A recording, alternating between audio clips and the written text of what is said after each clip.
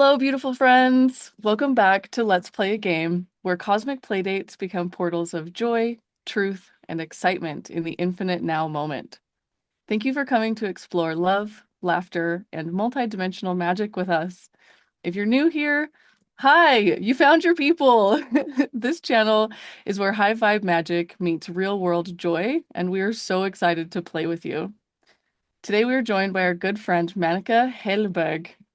Maneka is a very well-rounded spiritual enthusiast and wellness advocate.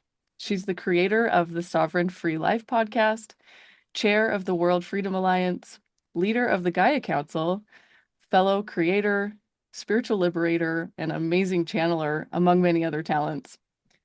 Hi, Maneka. It is so great to have you here. And I just wanted to start by saying that I really love what you said in your recent Facebook Live video about not fitting ourselves into boxes, living our full truth, and following our passions with deep inner trust and alignment as we stand anchored within our wholeness.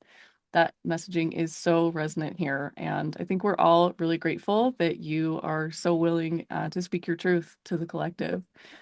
So I'd Oh, love to have you introduce yourself and all the fun projects that you're currently working on. And then tell us more about your water business because I'm really excited to hear about that. thank you. Thank you, Crystal, and thank you for having me here. And yeah, just like you said, I am at the core of my being, I believe that we get to be the full expression of ourselves and that we actually give back to the world when we stand in our truth fully.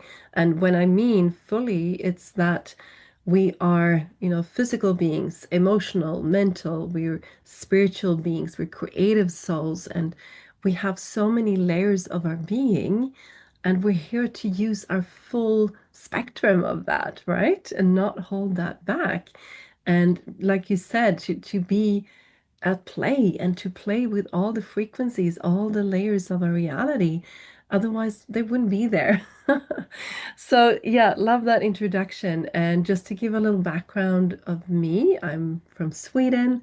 I started out really early actually to explore the spiritual dimensions. I had a very spontaneous awakening when I was around 14, where I left my body and I got to meet my soul family, and they told me why I was here on Earth and my mission on Earth, which was to help and support in the transition from the old world to the new world. And they showed me so many visions, like of how this would happen, things that would play out, and it made a really deep imprint in me. And since then, I've both engaged in many different areas, like educated myself, engaged in democracy questions, in protecting our freedoms and rights, in understanding ecosystems, understanding civilizations, really a deep care about the children, the plants, the animals, and like diving into different kind of voluntary work in India and around the world. And this, yeah, there's so much to say. Like there's so many things I've been engaged with over the years, but really just want to make sure I kind of leave this world a little bit better than when I came here. And and one of those things is to actually be an advocate for clean and healthy water, which is what I work with, because water is over 70% of who we are, and it's over 70% of our health. And so many people, they take water for granted. They don't understand the different aspects of water and also how it affects our being, our whole being, like our physical being, emotional, like all these different levels, how water is a frequency, how water can be dead or alive. Water can have a structure or be clumped up, or water can, have a charge or not have a charge. Like there's so many aspects of water that are important for us. Yes. So talking about the water, it's a big part of who I am. I'm a complete water nerd. You can You can have me talk about water for hours if you let me. But and I'm so proud to actually work with that and work with a company that is over 50 years old and Japanese that's super stable, super like based on true values, and also do a business where when you own one of this technology, you can also spread the word to others and actually make a really good living. So that we have the abundance that we should have. Like there's so many like negative thoughts and stuff about money and mindset about money. And that's also one thing that I coach others in. And I've had a 11-day mentorship just now for around it's around 330 people like active in my team. I think like 50 people like super engaged in this, and probably 80% of becoming a successful business owner also in like a holistic empathic value-based kind of business is mindset. It's to really get rid of all the self-sabotage we have, how we stand in our way, how we don't step into full power. And power is can be used for so much good when we stand in clarity, when we know our values, when we know why we're here and we're giving ourselves what we need to do that. It's yeah, I can just talk about this forever, but I think there's so many people out there that know that they're meant for bigger things, they're meant to do more, and they don't trust themselves, or they listen to their negative spouse or family member or this and that. Like, no, this is, and also about spiritual things that we don't get to be full spiritual beings. Like, oh, that's scary, or that's this and that. Like you said, we put each other in boxes. Like, why do we do that? Why are we so scared of letting ourselves be free? Honestly, like, what is really freedom if we can't really be ourselves, follow our truths, and really claim our lives, so that it's not egoistic to claim your life. It's actually the opposite to egoistic. That's when you can start to contribute to the world fully. So Yeah. yeah, that's a little bit what I'm doing. And then, like you said, during the COVID times, I'd been engaged in international organizations since I think 2005, something like that, a part of building up the New Earth Project, and also a lot of other organizations working with actually bringing forward, positive solutions to the world, because there's many people that have incredible solutions. Like we're working with scientists, innovators, economists, like so many different kind of people, and they all experience the same thing: a lot of resistance, a lot of being pushed out of universities, not being listened to, their publications not being published in the right papers. And we saw this happening, and including actually my father, who was a medical doctor that was working to actually really heal people, and that taught me very, very much. And he got huge resistance in Sweden, like newspapers lying about him, and everyone trying to like bringing bring him down when he was curing like cancer, schizophrenia, backaches, this and that. Like, so there's definitely like an agenda that does not want us to thrive in this world. And I I've seen too much. It's not a theory, it's not a conspiracy. It's like it's very, very real when you see it over and over. And the way that what I've supported in this is for people to come together. Both in the New Earth Project, there is a whole university there. There are eco villages building all over the world. We're a part of that in here in Sweden. And we also, in the COVID times, we built the World Freedom Alliance around protecting our fundamental freedoms and rights, which were under attack. So when we come together, that's when we're strong. Like that's when we can collaborate into creating, bigger patterns and bigger collaborations that can start movements that move in the right direction. So that's basically what I've been doing there also, and chair over World Freedom Alliance that I think we reached, our documentaries reached millions of people, and we are in over around 40, 50 countries, an amazing network that is also, in the end, we put a lot of work into creating the World Freedom Alliance action plan, which is actually like a blueprint for how can we move together in the right direction. And one of the big pillars there is to to take care of yourself and to be in connection with yourself. And the second one is sovereignty, to know your rights, to know your truth, to be also withdrawing from a system that does not serve people any longer. And the third one is to build the new, to build what is positive, to really bring forward everything that we want to see in the world. And for me, that's where I have my main focus right now. But all these three are very much present in how I want to be an example to actually live all of those three things. And which is, of course, I'm not perfect in any way, but I'm trying to step by step, build an eco village here in Sweden. We're like in a yeah, we've done a lot of work behind it, and it's going to be released probably this year. And then also doing a lot of spiritual work with the Gaia Council that I've been a part of for 15 years, doing astral traveling and energy work around the world, and also we're writing a book about those journeys that we've done, which is coming out anytime soon.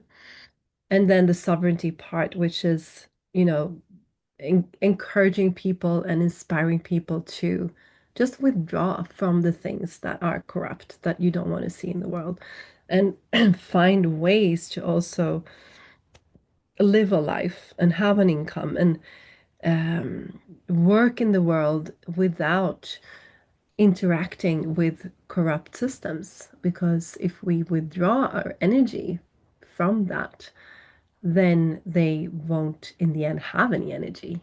So yeah, it's a lot. Wow.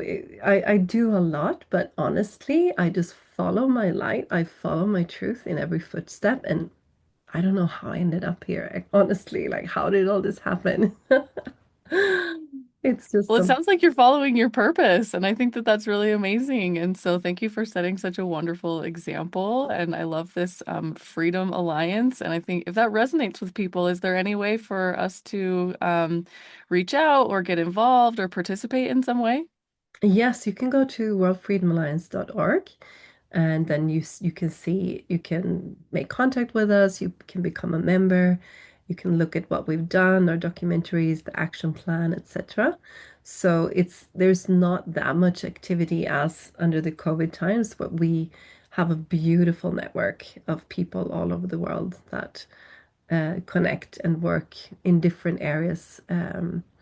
We wanted to like bring people together from broad areas like medical doctors, journalists, activists, psychologists, people in education, like many different areas to collaborate around common values of protecting, freedom of speech, freedom of assembly, freedom of like bodily integrity, also financial freedom from financial corruption, which is a huge part of this world. Um, yeah, not looking good, if you can say it like that. Like, a lot of corruption is found in the financial system, and that's why I'm happy to kind of go into that area as well, like broaden our view, like we can become sovereign also financially.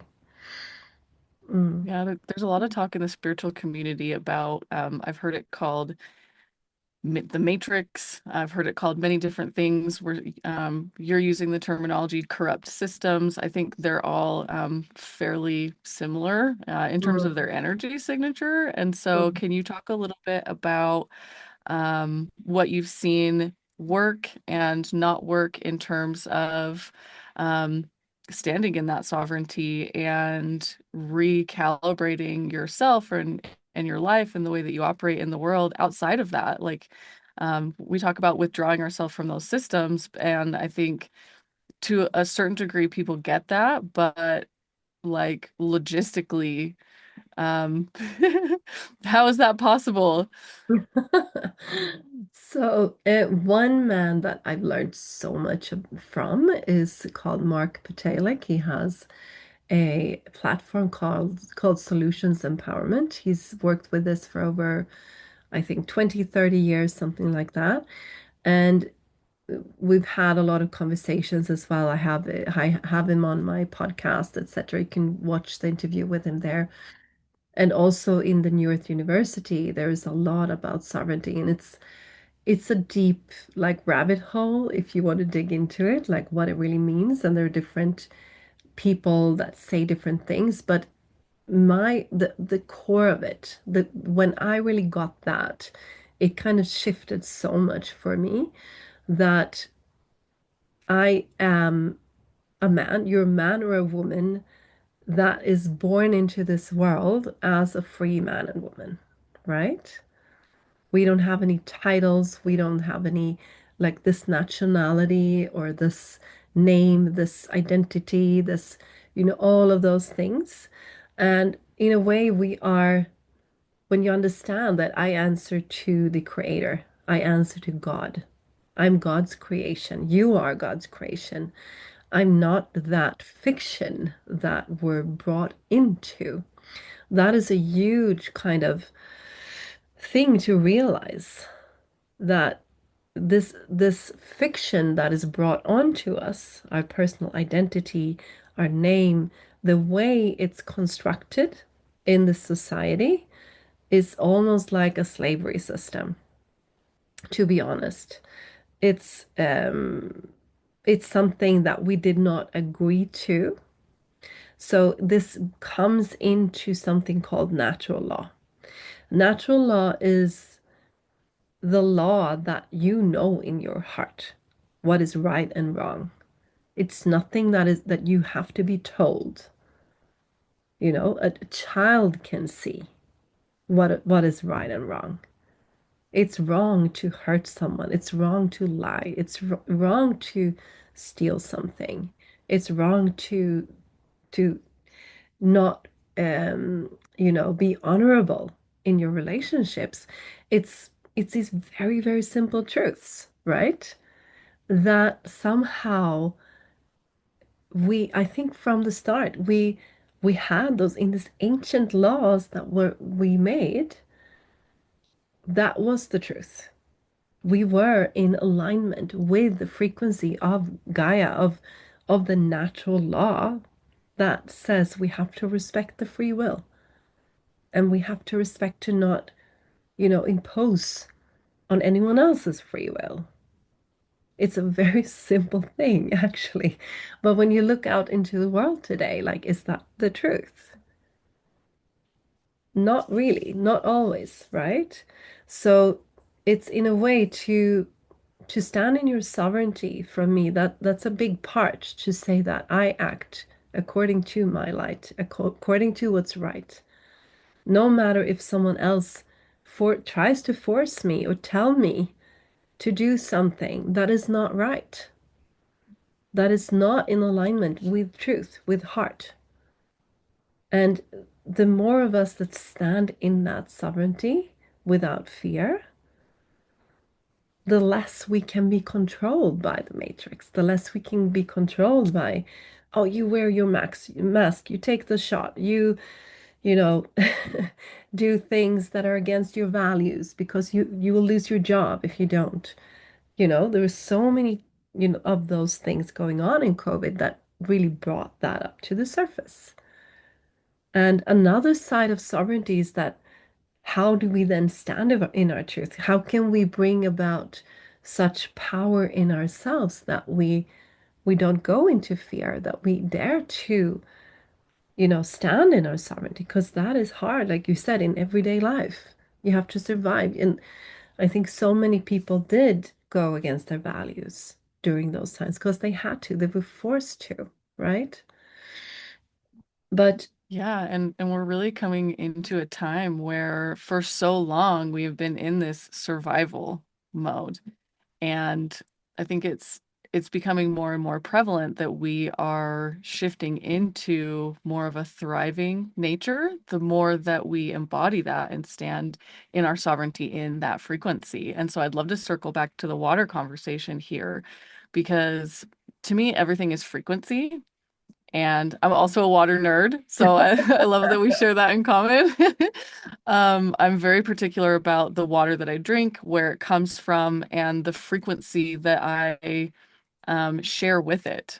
Because to me, it's a co-creation with Gaia and Mother Earth. And I hear a lot of scientific research going on right now about the frequency of water and how it crystallizes in different ways depending on the energy that is shared with it. And it stores memory, and all of these things are being researched and studied and coming about. And so I think that that's really fascinating and amazing. And I'd love to hear your take on how that's providing abundance for people. You talk about having a business around providing clean water.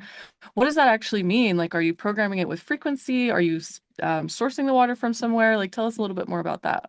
And it actually comes back to what I was going to say next, that in a way, I mean, sovereignty means creating a balanced life on all the levels of consciousness. And that's why I'm so passionate about water, because both, like you say, water works on many different frequencies. It's not just a physical thing. It is has a very hold like high frequency. And actually the water that I work with, it resembles the most pristine, the most powerful healing springs in the world. So there are only about 4 or 5 like really powerful healing springs in the world. One of them is in Okinawa. There's one in Lourdes in France. It's very famous. It's people like come from all over the world to those springs. The one in Lourdes is even what do you say? It's sacred in like it's holy according to the church. So because so many people have experienced healings there. So in Japan, they have one of those springs in Okinawa, and that's actually where this company that I work with, that's where it started.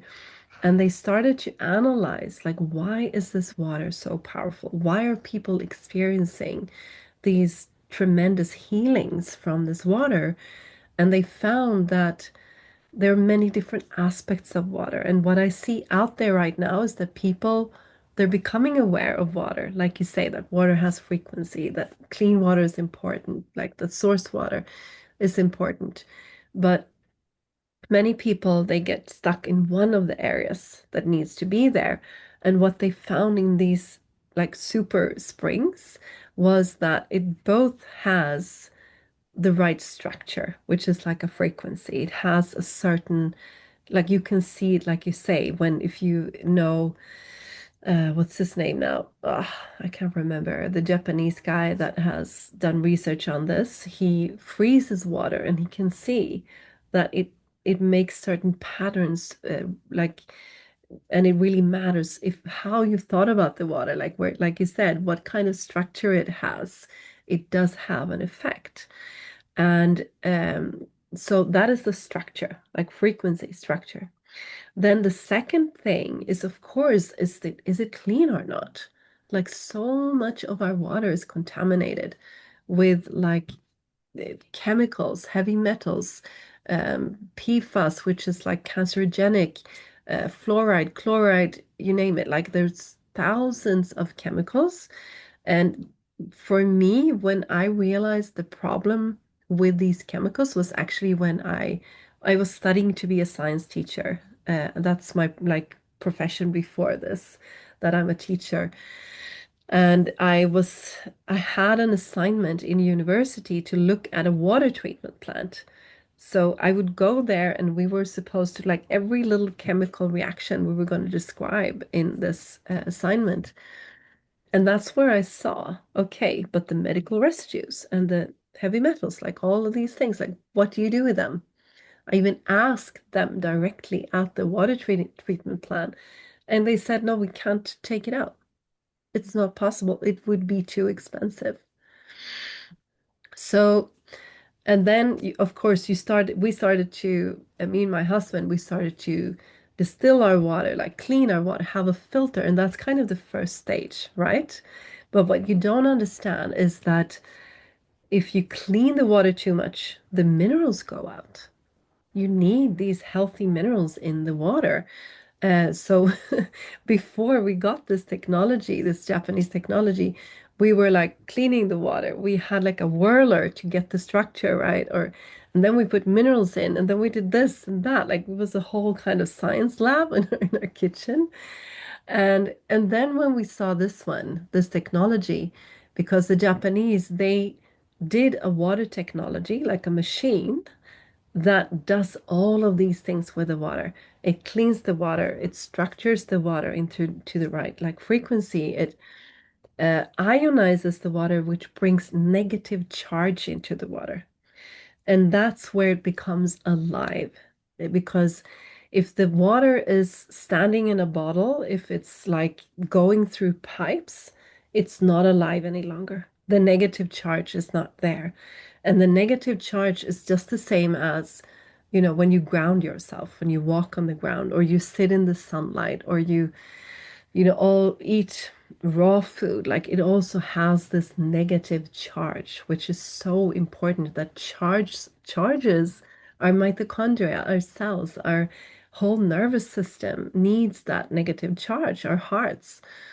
So that is also a huge part of it. And another part is the molecular hydrogen. And hydrogen, it's what the sun is made of, right? It's like, for me, it's like pure life force.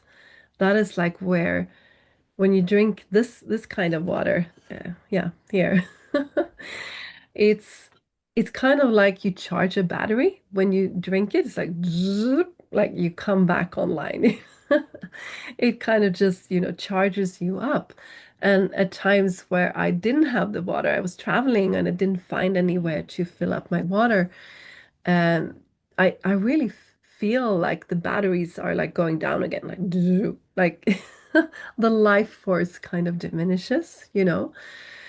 So yeah, those are the aspects that need to be there. And I'm very happy that the awareness about water is spreading and people might get one or the other of these aspects. But then, like you said, of course, then you can also add to it, like your frequency and your prayer to it. And there's so many more dimensions. But for me, to first start out with like the science base, because this is very science based, like thousands of studies and so many, like it's medical grade technology.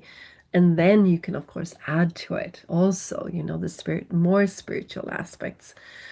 But for me, when as an intuitive, the first time I got in contact with this water, it was actually my friend Chanel. She's a detox coach. She's actually living in Austin right now, doing lots of yeah, lots of work there around health. But I trusted her like with all my heart. Like if she has the a heart of gold. So when she wrote about this on her Facebook that, I found this way to get out of the 9 to 5 and travel the world, not have to, be depending on someone else's giving me money. And then also when she talked about water, like this is about giving people the best water there is in the world.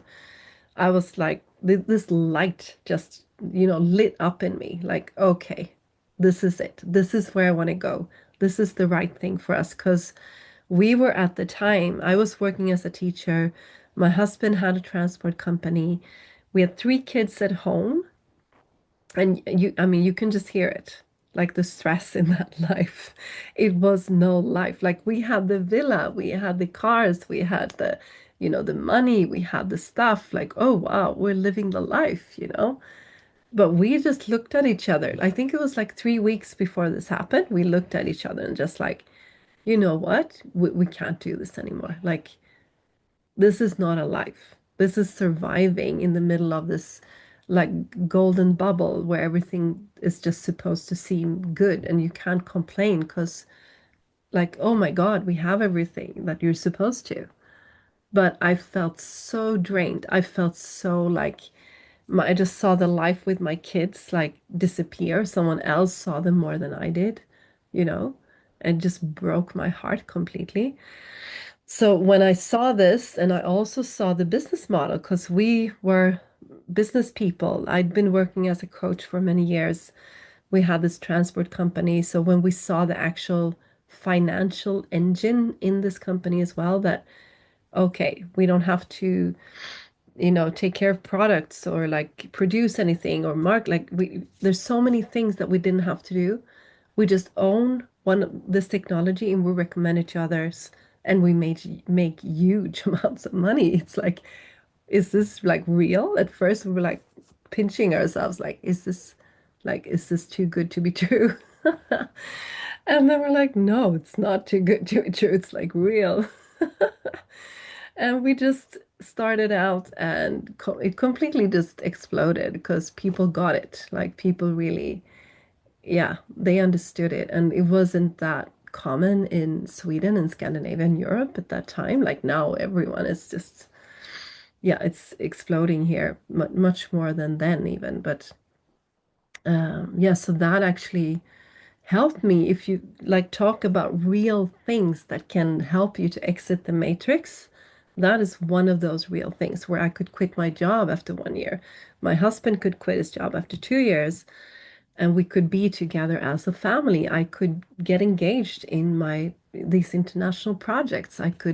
We could move to the countryside. We could, buy my dream car that is a Tesla. We talked about that. Like people are like, oh, how can you drive an electric car and this and that? Like, I love my Tesla. I actually saw it in a vision when I was 14. Before Tesla even existed, I'm like, oh, what's that car I'm gonna have? And then when I Oh, I saw love the that. Tesla, it's like, wow, there it is. That's the car I saw in my visions. That's amazing. I love that. So, okay, so I think a lot of people are very passionate about water to varying degrees. And so let's play a game here. Let's pause here and play a game. Let's say I'm a listener and I'm really passionate about water and I love what you're saying and I really want to get on the bandwagon of spreading this message about water and creating that abundant life for myself outside of the control structures that are putting us in survival instead of thrive mode. So, what would that path look like for me as a listener? So the beautiful thing is that we work a lot online. We work a lot with automation and technology to really spare our time. Like we really value our time in this. Like we're an international community of thousands of people doing this and doing it successfully. So the first step would go to monikajchelleberg.com and just follow the process there. So basically, just register, watch around 1 hour's presentation, and then you'll know, like, is this for me or not? And then book a call. So it's simple as that.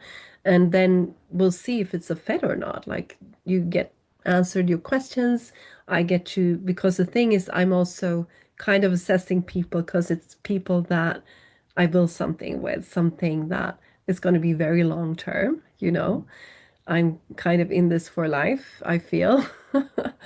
And I just have to see that it's like you have the dedication, you have the willingness, and you have the curiosity and the right kind of mindset to do it. Because like one of the main ways that people stay broke is because of mindset. Is because you stand in your own way, honestly.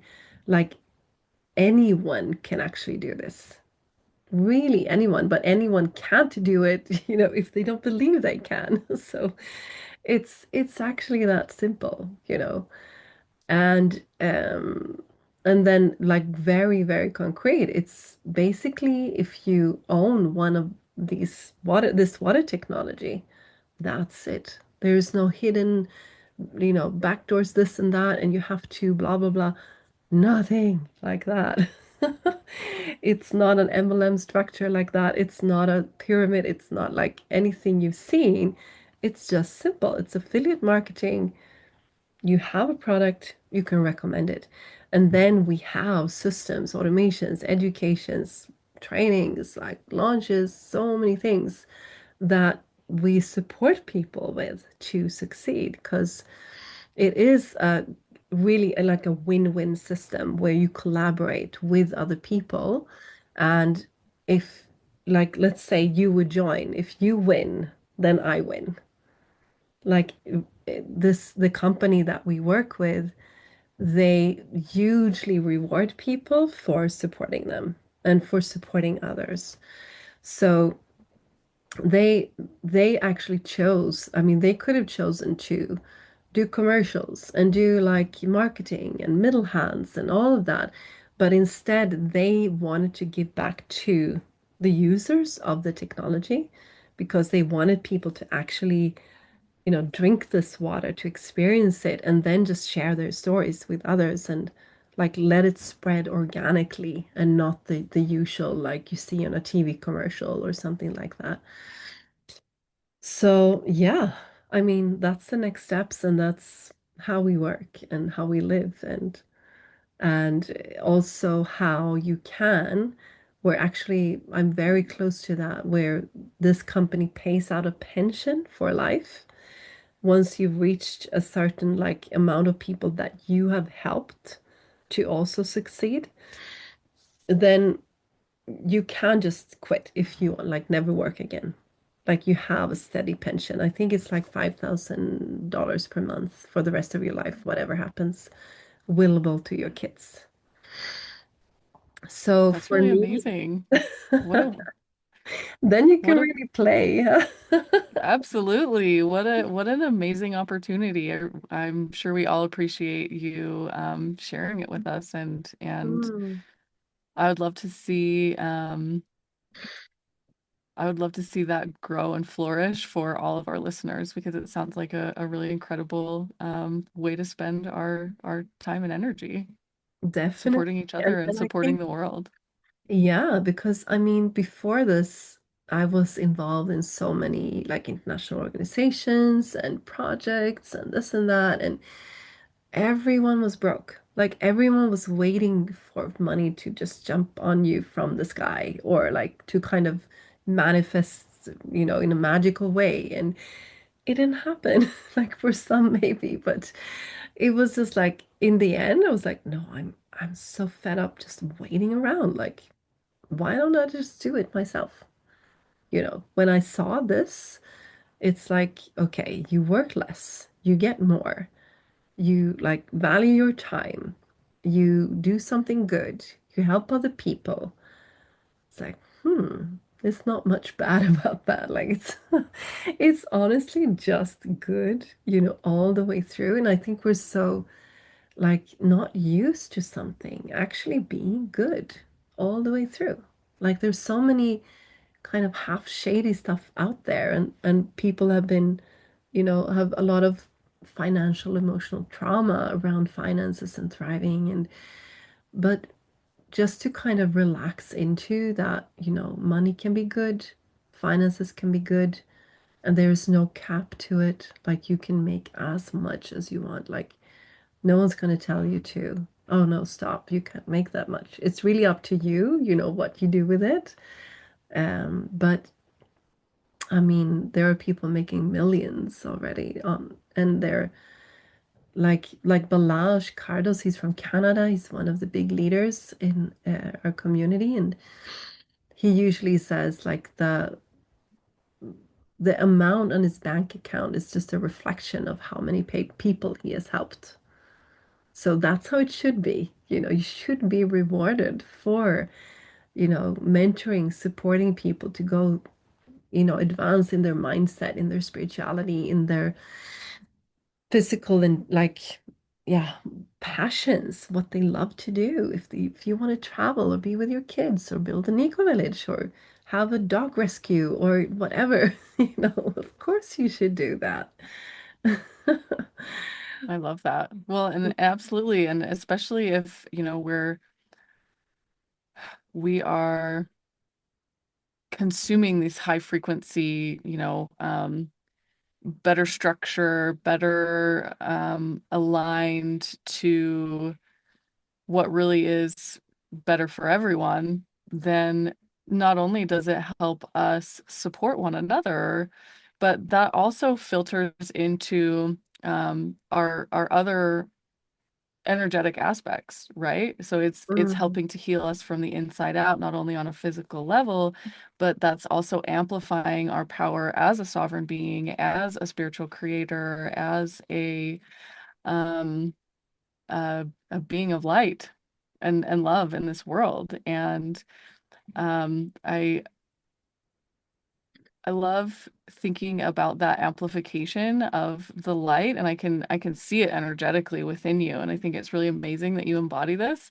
mm, And I've seen you on the astral planes, and I've seen you do really great work with leading groups and having fun with all of this that you're doing. And so you mentioned earlier about the Gaia Council, and so I wanted to touch on that a little bit as well, because I think it's relevant here. Like mm. the more purified that we become in our body, mind, spirit, soul, the more we're able to amplify that light and share it with others and do good things with it. And I know that y'all have been doing some really amazing things.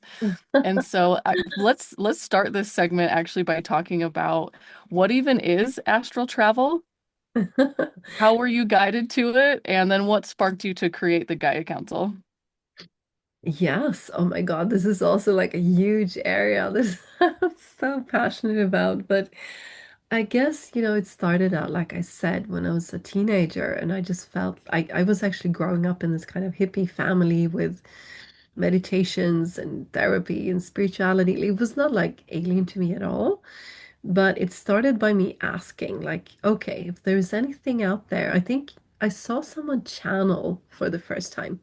And this woman, she just knew so much about these people she'd never met. And I was like, this, she couldn't have researched this. Like there must be something else out there. And I actually asked that, okay, if there is anything out there, I want to know. Like I would like to be in contact. And it started with me just hearing this name ringing in my head, Athena, Athena, Athena. And I was a teenager. I didn't even know that Athena was a goddess at all. Like I had no idea. And I asked my father, like, what is this? What is Athena? What does it mean? And he told me it was this goddess of wisdom and war and like strategy and stuff like that. I was like, oh, that's strange. Why am I hearing this in my head? And one night I was just, I think it was a thunderstorm and I couldn't sleep and I was going out like on the veranda of the house where I was living and there was this bird like singing in the middle of the storm in a tree, like a blackbird. It was singing there. It was this kind of magical moment. And that's when I got in contact with Athena for the first time. And she started to teach me.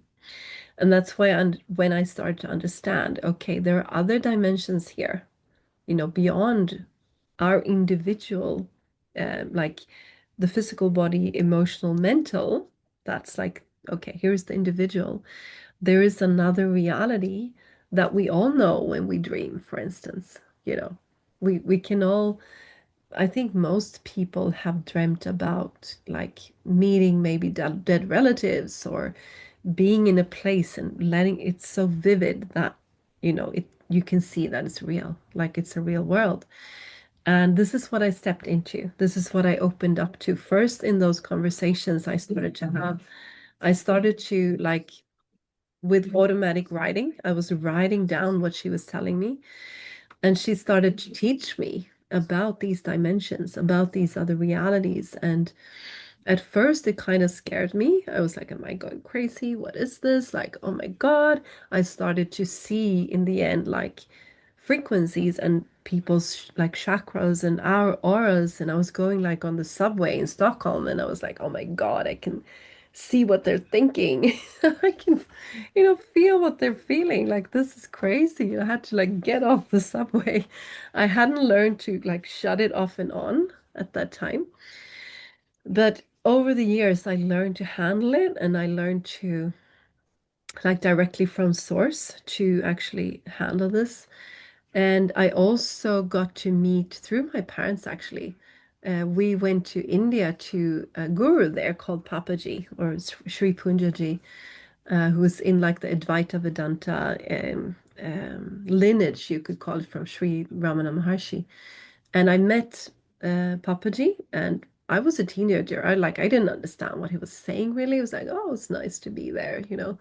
But he looked me in the eye at one point, and in that moment, I realized who I truly was. And it had nothing to do with him really, but he was like a mirror mirroring back to me who I am. That who I am is the fullness of bliss, of joy, of light, of I am everything. And that this little personality is just like, it's like, felt like my little toe. Like, it's so little. And when I stepped into that, it kind of escalated as well. Because when you step into the present moment fully, that's actually something that he would say. If you just stay present in this moment for a millisecond, you're going to fall in love with it so much that you're never going to want to leave. And you can't leave when you see who you are. Of course, who you are can't leave. How can you? It's not an experience, it's not a state, it's not a, oh, I need to become something. You drop all of that. You can't leave you. Like, are you crazy? It's not possible. But anyway, uh, when I stepped into that presence, like very, very deep, then these dimensions started to open up even more because it was like the mind let go. When the mind lets go of trying to understand everything, and you just start to experience life as it is, and you stay true to that, then everything is there. All that wisdom, everything that is written in the sacred books, all of it, it's there. And that's actually something that they say in the Vedas, or that I've then found in ancient religions, ancient traditions, that we all know this. We know the truth. We know the spiritual dimensions if we just stay present in the now and we let go, we surrender to that.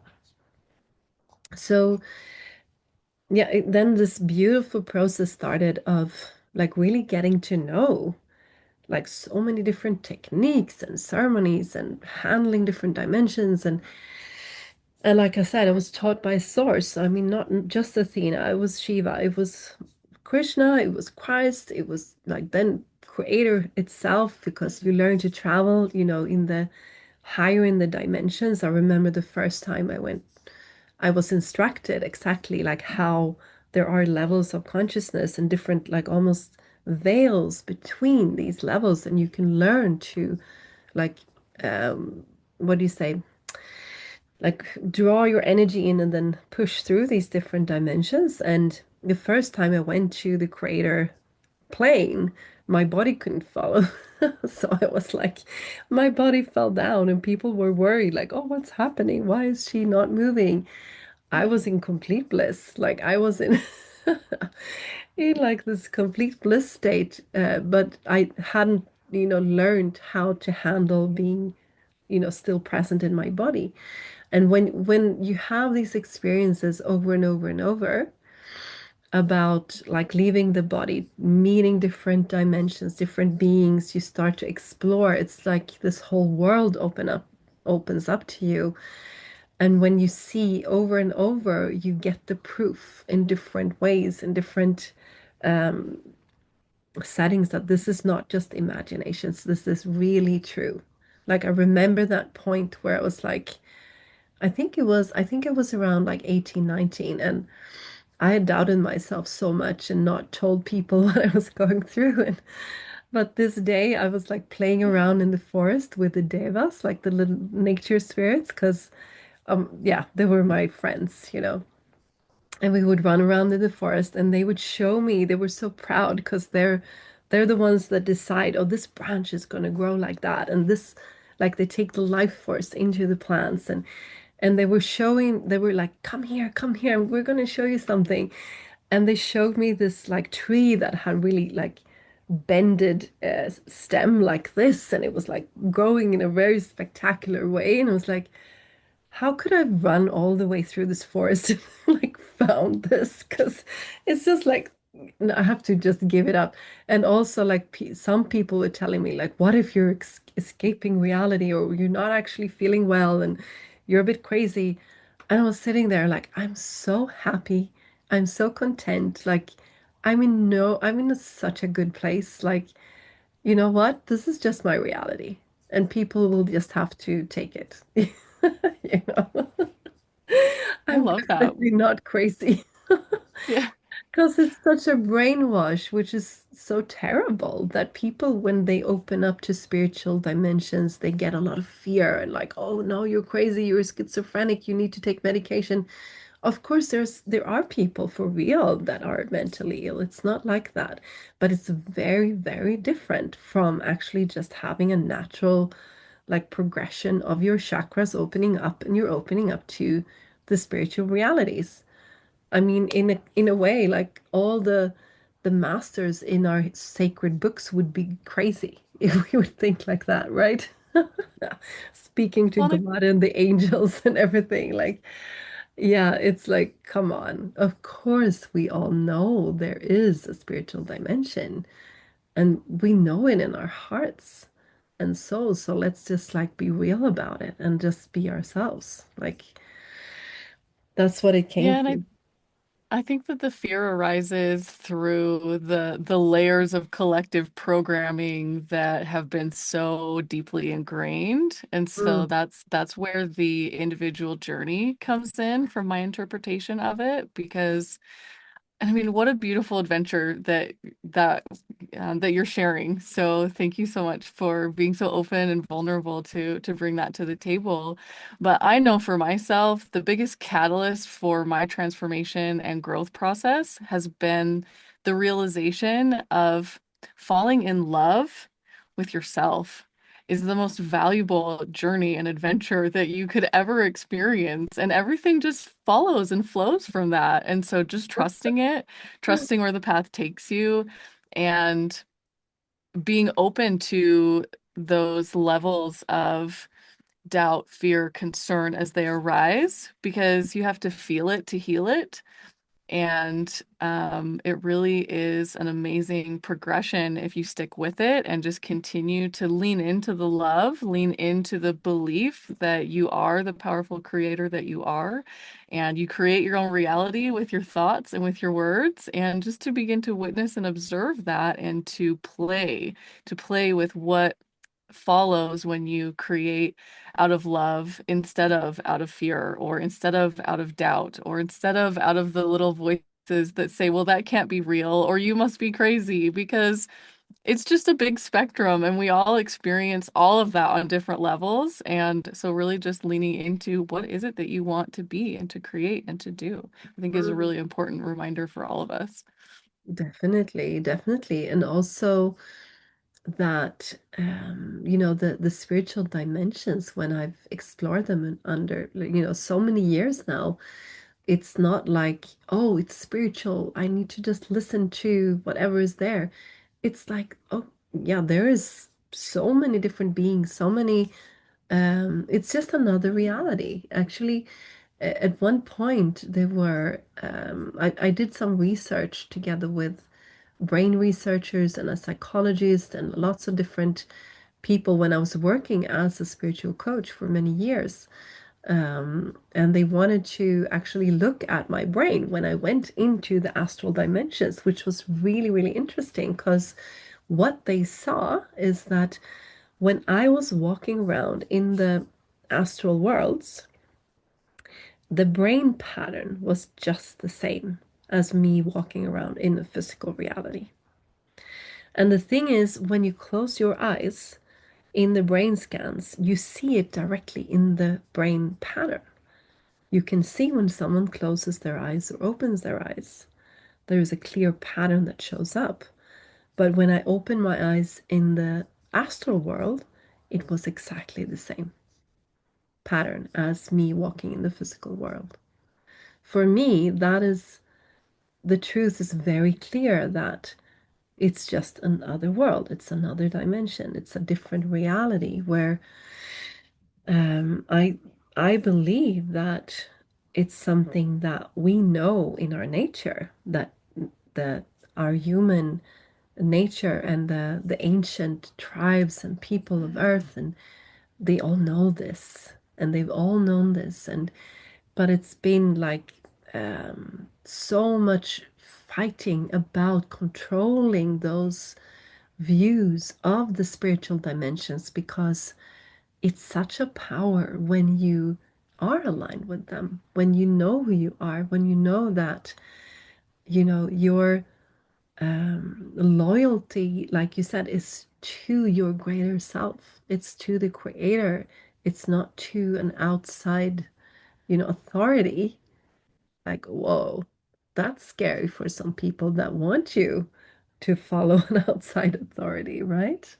Or that doesn't want you to see the corruption that's also going on there in the spiritual dimensions because when you open up to it you also see a lot of bad magic, a lot of control of people's minds, of people's hearts in those dimensions. And that's actually where the Gaia Council came from, where it was actually working also with the New Earth Project and a lot of clairvoyance, a lot of spiritual people coming together and saying that, wow, we should collaborate around this because we understood that we can't really bring about, a golden age or a good way of living if the consciousness level, if that doesn't rise, if the frequency of the earth doesn't rise.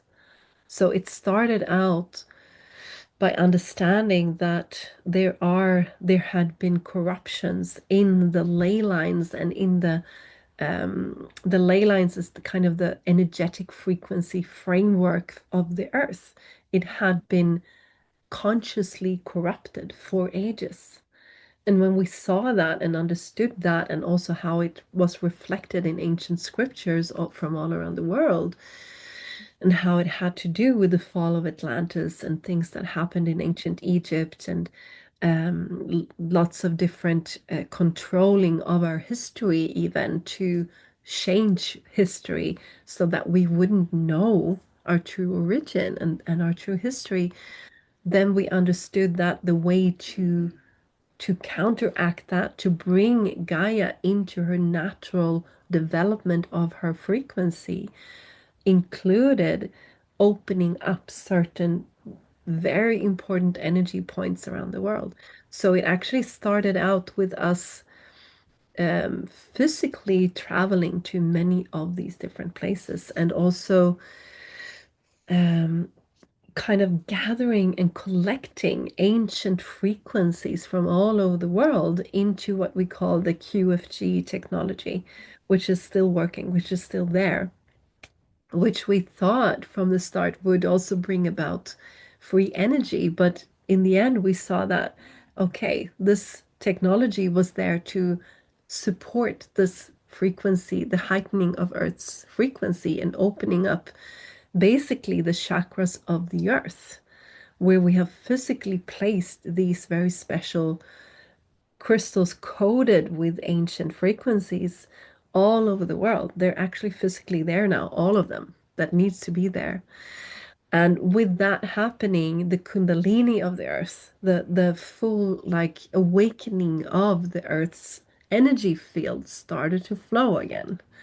And it was really funny. It was actually in 2012 where people were like, oh, something's going to happen, this big 2 months before that date. Like I think it was, yeah, October 2012. That's when that first work was done.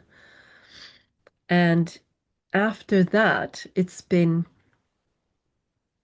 um we've been meeting, I think, every week for around, yeah, 15 years or so more now, where we yeah, there's so many stories to tell. I mean, that's a part, like a small fraction of those stories are in the book that we're releasing. We have an amazing guy, Alexander, that in our council that has been, documenting our work, which I'm so thankful for. And it's just like raw notes. Like some of it is you might not understand with your mind, but you might like understand it frequency wise, what we've been doing.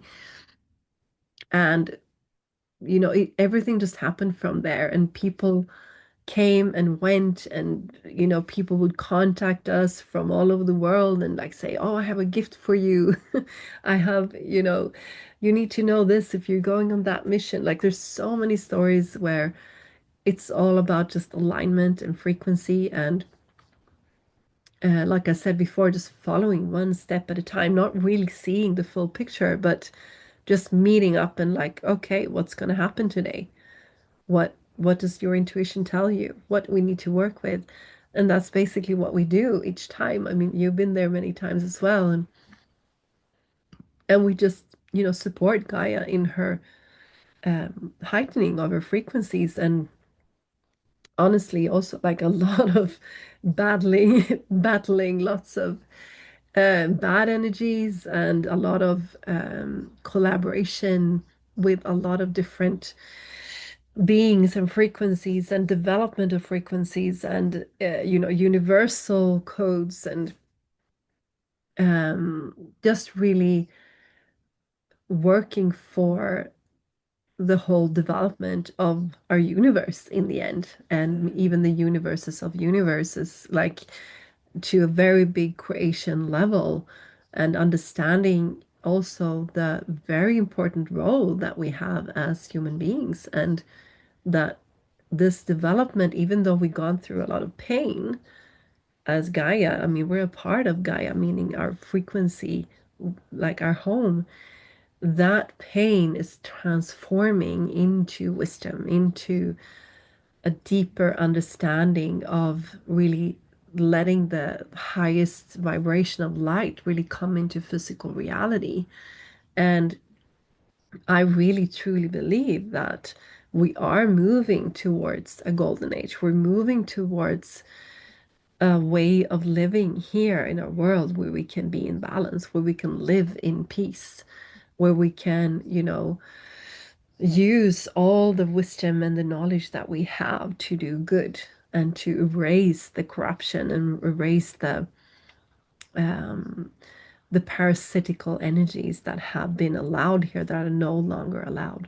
But as it seems now, I believe there it will take maybe 20, 30 years to like do the cleanup job, like make it right again.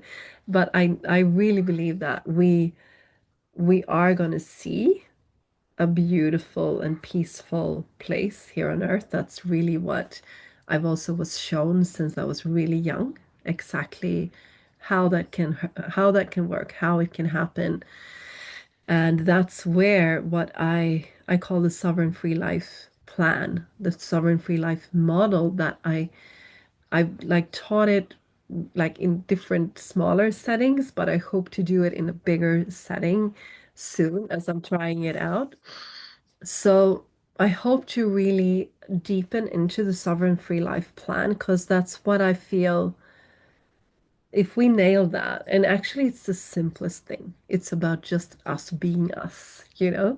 But since we have so much trauma, we have so much brainwash, we have so many blockages to ourselves, then this is like a framework and a mapping out of going through your frequencies, the physical reality, the emotional, mental, the heart, the creative, your vision, your intuition, your creator fields, and really clearing them out step by step. So for me, we need to kind of, I mean, there's so many courses where, oh, just let the light in, just let it flow. like sometimes we need to go into the nitty-gritty. Like we need to, okay, how can we actually heal your physical body? Like you said, because if we don't have a functioning, whole, detoxed, strong physical body, it's not that easy to move to the next level, you know. Probably are not very happy if your body is sick, right? So it's really working from the ground up. And like then you can move to the next level, and also looking at the individual, but also in your surroundings. And what is your purpose for you? And then also for your relationship to the world and to the universe. So for me, that's what I started to see when I was 14. It was all these frequencies. It was all, everything is made of frequency. Everything is made of pure light in a way, but the pure light can become the rainbow, right? It can become so many different frequencies. And we're here to kind of figure out how can we actually, you know, bring balance to that? How can we live in that full frequency? How can we, like you said, if we step back into our full creator mode, wow, like we're such powerful beings. And, you know, my big passion is to support people to bring balance to all those frequencies and not, you know, buy into any of the old kind of traumas and negative mindset that hold us back there. Yeah. Absolutely. I think that's a great pointer to the remembrance that our body heals itself through balance and coherence and will and intention. And so I think that's a great point to remember as well, that as we come into balance, those around us come into balance. And as we amplify that frequency, I firmly believe that we are co-creating this experience with each other as well as with Gaia, right? Because she is also a very powerful sovereign being.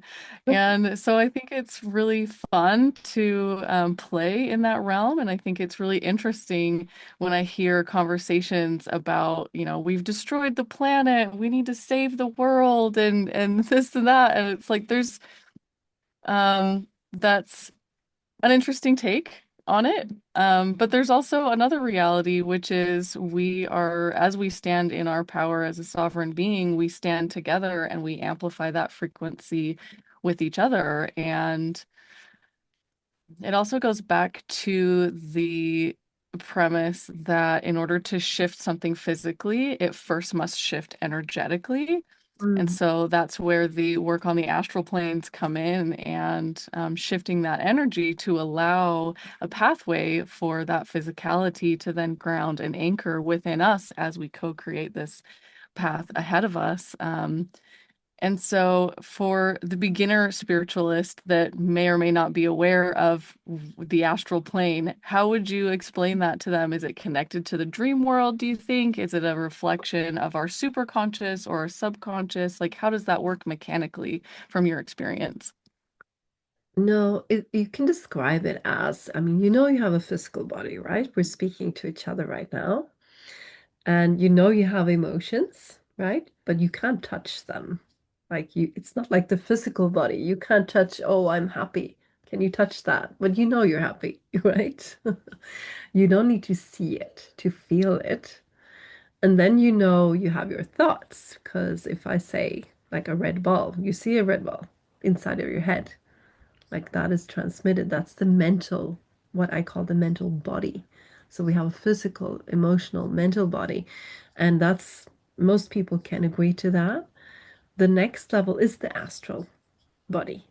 And that is a real body, just like the physical body, where you can astral project. I mean, you can, when you are conscious about your physical, like emotional, mental, and you accept yourself as you are fully. That's when I stepped into the now. When you step into that consciousness that you're something greater than that, then you can like look at it from the outside, and then you step into the astral world where you have an astral body.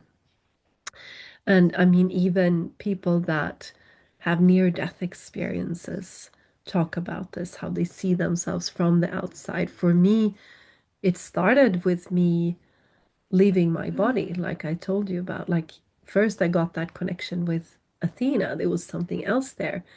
And I really tried it out. It was not my imagination. I tried to change it. I couldn't, that this was clear. And when I left my body the first time, I saw myself from the outside, like my body lying. I was outside on a beautiful field in a summer day, and I just lifted up from my body. And it was so vivid and clear. And actually, that first time, I got the proof that I was not imagining, because usually people mix up imagination and like at the astral world is not imagination, it's another dimension. And actually, when I met my soul family and they told me, okay, you're going to be a leader in this transition to from the old world to the new world. And um, I intuitively, because I was practicing to just follow my intuition at the time. That was one of the practices that I had. If I felt an impulse, I was going to, do it. And my intuition had said, like, to bring a newspaper, like a magazine. It was, I think, my mother's. It was just lying on the table, like, okay, I don't know why I should bring this. I should bring this. All right. It was like, she's a psychologist, so I brought this with me. And my soul family told me, look at the page 53 in this magazine, so that you know that we are for real. And I came back to my body. I looked at that page. At the top of the page, it was almost exactly the sentence they had told me. And I'd never opened that ever in my life before.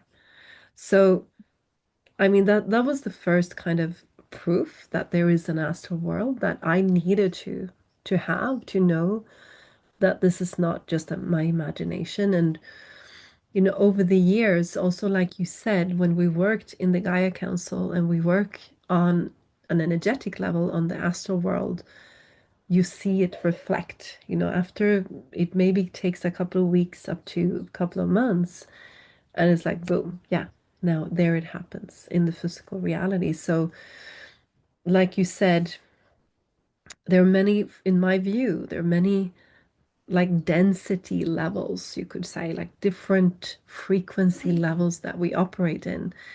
And the creator, the light, it's like a sun that shines through all these layers, and then it becomes in the densest layer, it becomes manifest. And that our manifest reality is just a reflection of this kind of the patterns that of frequencies that is this light is being put through, like that it goes through. So I mean, it would take a long time to, I'm actually, trying to write a book about like how I view reality, because I mean, I see it in many like scriptures and everything, but at the same time, it's like I did tell myself from the start also to trust myself first, to trust my own experience of things. And it's something that I would love to document more and kind of get out there. And because for me it's so logical, it's so clear, it's so like, of course it's like this. And I think a lot of people that are in contact with themselves or know the ancient like wisdom and teachings of this world, they see it too. But my hope is that it will inspire more and more people to accept themselves, accept those parts of themselves. And I mean, there's so many worlds in the astral reality. There are like gods and goddesses and dragons and giants. And it's like this, my God, if someone could just do a movie or a series about it, sometimes it's like, oh, I just like would love to show this to people, like what's really going on there. It would be like an action movie, definitely, with like big dragons and like just the other what do you say? Other week we were like, or other day actually, we were fighting lots of astral spies, and I mean, this is known in a lot of the kind of dark parts of government in the world that they have astral spies. They've asked the people, they've even researchers doing research on this. It's not like they tell you on the news, but yeah, as long as they can operate freely without resistance, they can also do a lot of harm, unfortunately, on people. And that's where we come in. I think we're a growing number of kind of astral warriors out there, if you want to call it that, but that's actually what it is. Where we're like, no, we're supporting Gaia to just reclaim her energy and say stop and clear out any kind of corrupt energies and powers in the astral dimensions. Yeah. Absolutely. I think there's a lot of us that are astral warriors and have been for a lot of lifetimes. And so we have those skills and we know how to use them in that way. But we also see a brighter future where we are able to put down the weapons of war and put down our sword in exchange for the pen, for example, and just create in a different way and create a new reality for not only us, but for the generations to come.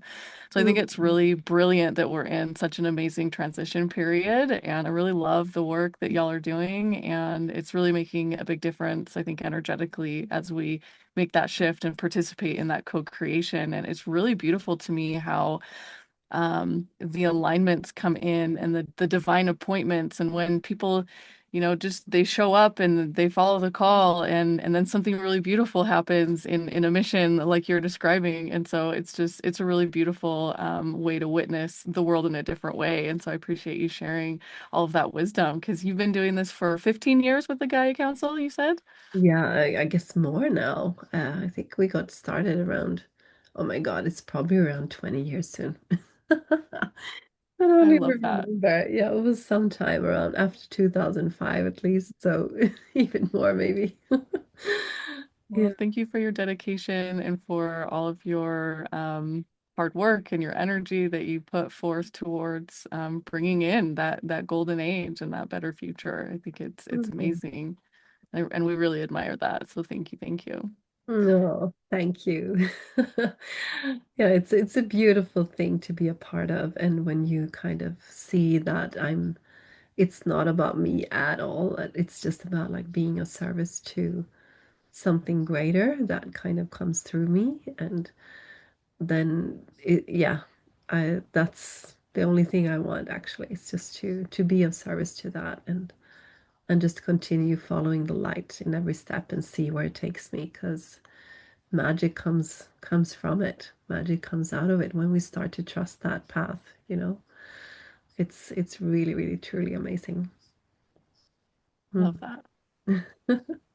So I heard you talk in another interview about some courses that you are thinking of creating. Are you creating? Are they available now? Do you want to talk to us about the Yeah, definitely. education that is Mm. brewing in your field? I've heard you talk about Ashtar Command, Seraphim. You're an amazing Astral Warrior, so I think that's a valuable asset as well. So tell Yeah, us more about that. definitely. So I haven't done that for many, many years. For around 5 years, I was working full time with it. I was fully booked all over the place. And at that time, I wanted to transition to do more work on a world level, like an international level. But now I feel like a lot of that is done. Like a lot of that has anchored in, and I'm feeling the pull again. Since in the Gaia Council, we were also working a lot in secret at first. We were not open about that we even existed. It was very kind of secretive. And at one point, we were instructed, by the guides.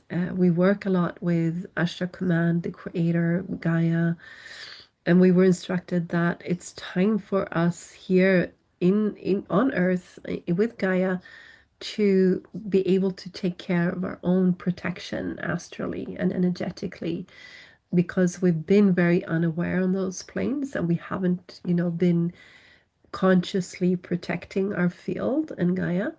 And the more of us that can learn to become astral warriors, that can become, protectors of Gaia in our own field, the less we need help from outside, because we have had a lot of help and we are still having help from outside.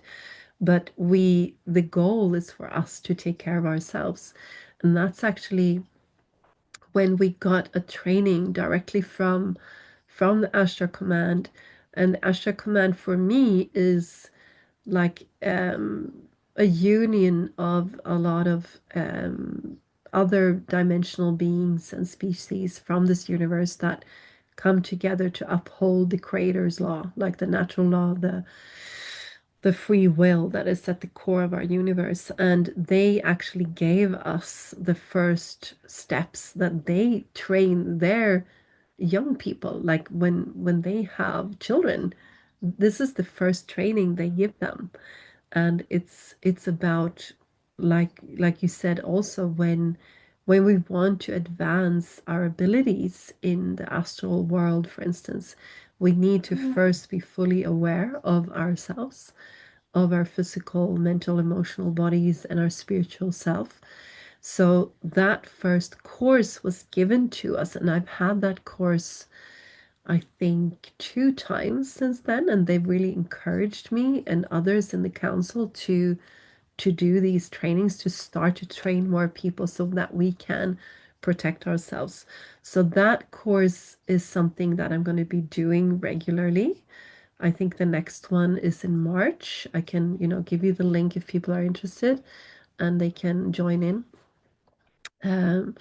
And after we are enough people that have done that basic training, there's also going to be a continuation of that where you learn about your soul's frequency, your soul name, and yeah, many other things on the higher dimensions of your being. So that's one part that I feel called now to actually bring forward. The bigger one is the Sovereign Free Life training. I'm not there yet. I'm trying it out for actually for my water team now. I've had a great response so far. And then we've also had trainings directly from the Seraphim angels, which was a huge blessing that we got that in the Gaia Council. And I think, though, it's not ready to be spread wide to, it will probably be by those who have been in the council for a while or the people that we know, because that knowledge that we got was yeah, just dynamite. It was like the spiritual techniques that the seraphim use. The seraphim are the highest angels, right beneath the archangels. And one part of it, I can say that I actually had a knee injury that was quite bad. I couldn't walk even. I was walking on crutches. I was going to the doctor, to the physiotherapist, and it was really bad going into this training with the seraphim. And we had these 3 days of training. After the second day, it was gone. And I'm not talking about like it was still there, but it was gone. And the second day, we got super powerful healing codes, physical healing codes from the seraphim, and we got to go through that and get that blessing.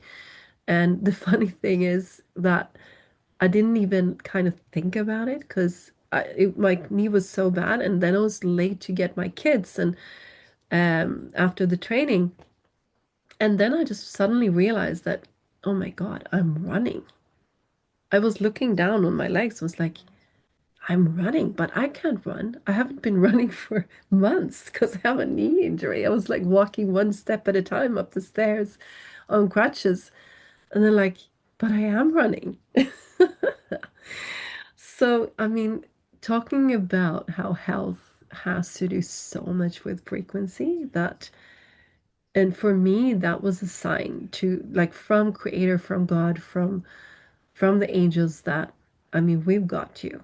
And like your physical body can heal from one day to another. And I even went to the physiotherapist and like asked her, like, is this normal? Like, And she was like, "You don't need me anymore. I don't know what happened to you. I've never seen this before. Like you have full mobility in your knee. You walk perfectly. There's nothing wrong anywhere. Like, what did you do?" And I actually had to tell her, I have to, like, I'm an honest person. I was like, "Yeah, I went to this angel training. I healed it and it was gone." And she even understood. She was like, "Okay, yeah, there are things that we don't understand in the world, yet."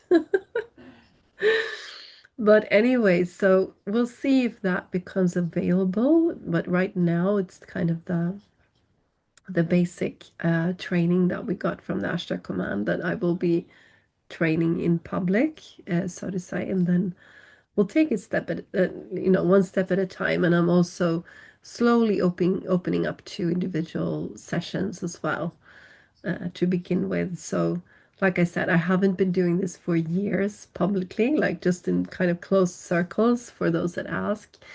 But it's really pulling me now. I also feel like we're in this huge transition period where people really need this more than ever because the frequencies are just being raised so powerfully in that it also, like, all the emotions, all the block, like everything comes up to be seen.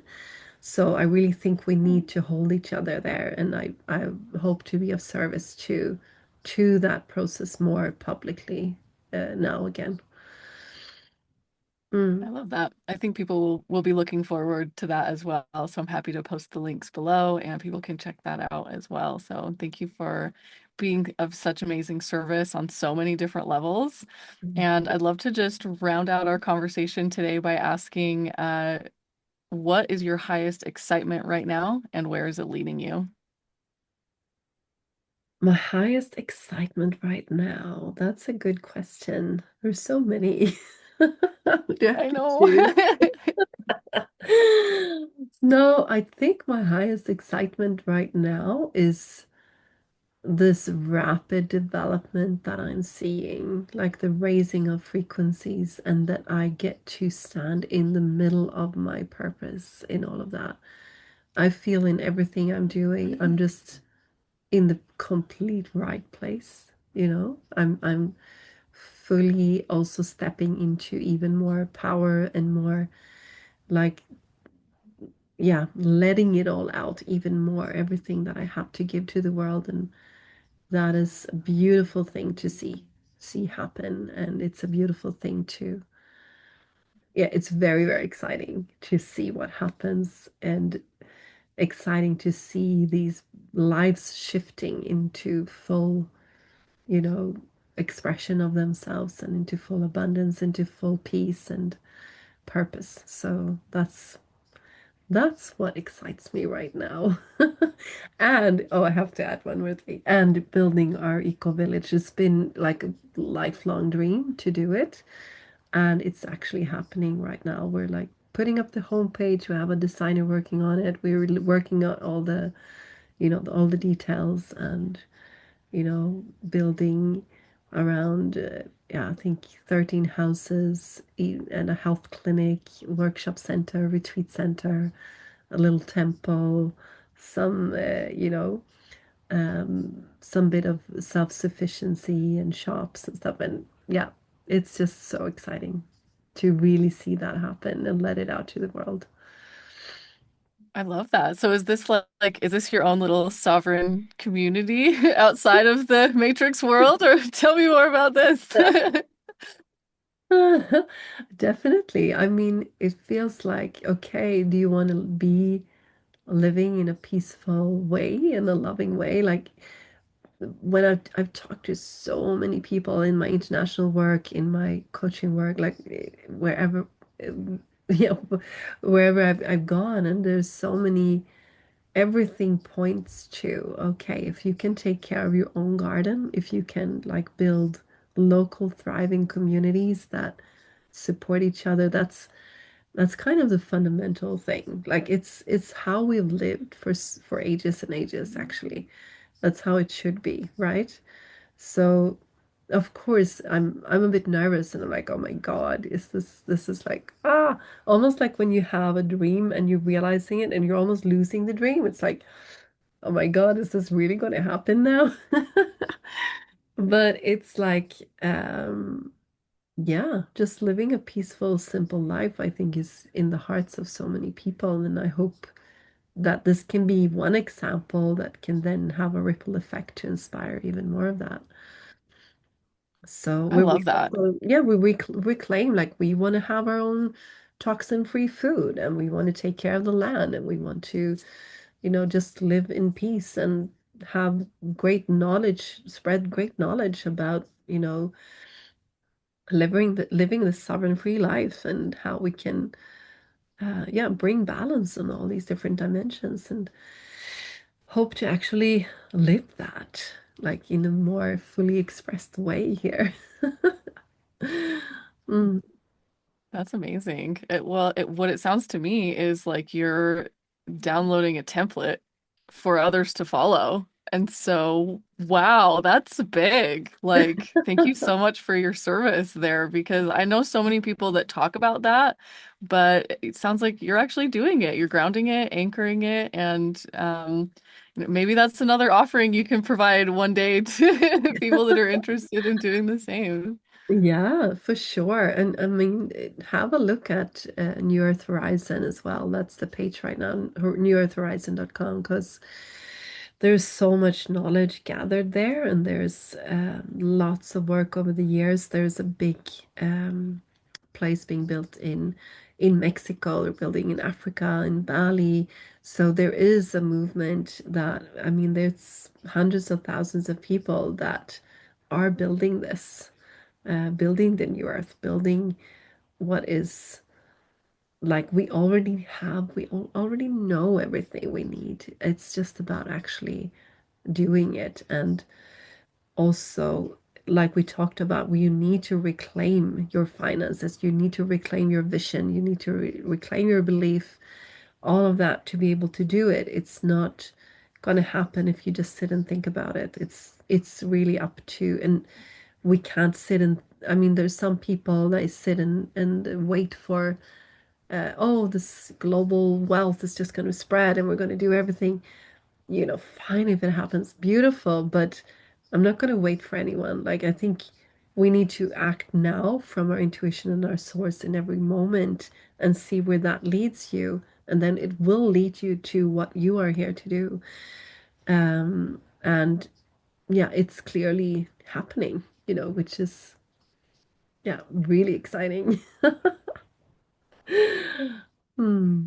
That's incredible. Well, I just love everything that you're bringing to the table and all that you're doing in all the different areas. And like I said in the beginning, you're very well rounded in all of the um, activities and energetic work and everything that you're doing. And so, thank you for being such an amazing example. And thank you for serving such a great purpose and for just really honoring your truth and being in your divinity and in your sovereignty. And we just really love that. We love you. We support you, and we're so excited to be on this journey with you. So thank you, thank you, thank you for joining us today.